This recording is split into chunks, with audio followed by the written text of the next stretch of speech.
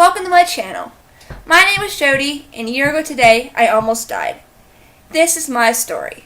First, a few things about me. I live in rural Pennsylvania, and I work as a substitute teacher for Head Start. In my 27 years of living, I never really got sick. I had the usual childhood illnesses, but nothing really serious. All that changed in October of 2012. When my back first started hurting, I really didn't think much of it. I was used to back pain because I have scoliosis and I tend to slouch. It didn't become a problem until it interfered with my sleeping. My mom and I tried everything in the book for the pain, but nothing worked. As a last resort, we decided to try acupuncture. Unfortunately, she wouldn't do anything due to my rapid heartbeat and low blood pressure. That was enough for my mom to finally take me to our local ER. After going through an MRI and a lot of testing, they flew me by helicopter to Pittsburgh, where I could be better treated at UPMC Mercy. This picture was the last thing I posted on my Facebook before I was unable to use it anymore. Many people were concerned about me after I went to Pittsburgh, so my mom posted this to let them know what was going on. Right away, the support from my Facebook friends began filling my wall. When I heard about it, I was overwhelmed by all the love and prayers I had gotten. I even got support from everyone on the Minecraft server I play. I would like to give a special shout out to the players at Athcraft, my guardian angel, and the prayer wall you're looking at. Many people that came on this server while I was sick signed up without even knowing me, and that means so much to me. Thank you again, everyone on Athcraft.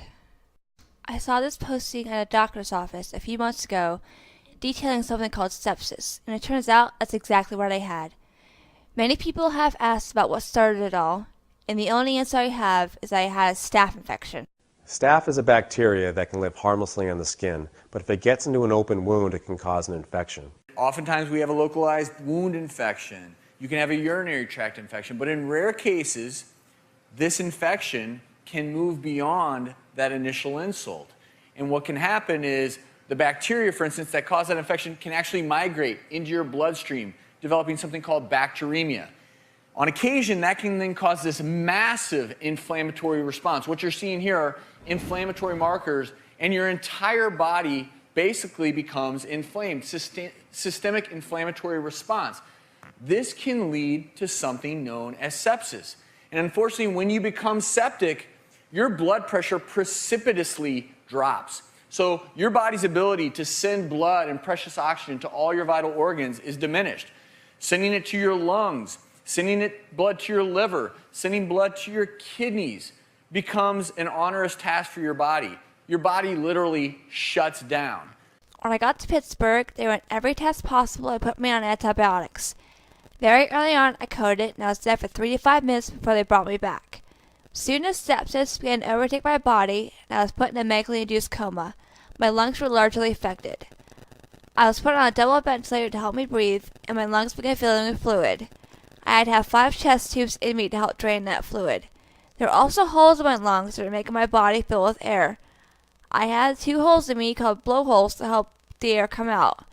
Along with a few mini strokes that later affected my left side, my legs swelled up and I had to be put on a blood thinner to manage blood clots. I had every doctor imaginable working on me at one point. When I woke up from my coma, I couldn't talk or breathe because of the trach in my throat. I stayed in ICU for 8 weeks until I was well enough to be sent to a rehab hospital to learn how to walk again. When I left the hospital, I couldn't even stand up on my own. Things at Health South were hard at first because it hurt so much to even move, let alone try to walk. My mom was firm about me getting it done 3 hours a day, and therapists were really good about pushing me without being too mean about it. I wouldn't be where I am today without my mom, the nurses, and a therapist urging me to keep going and never give up.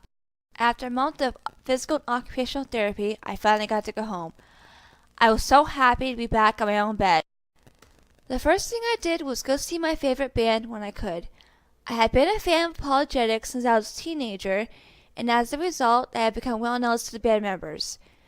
When they heard I was sick, they reached out to the fan club in their newsletter and got all of them to pray for me.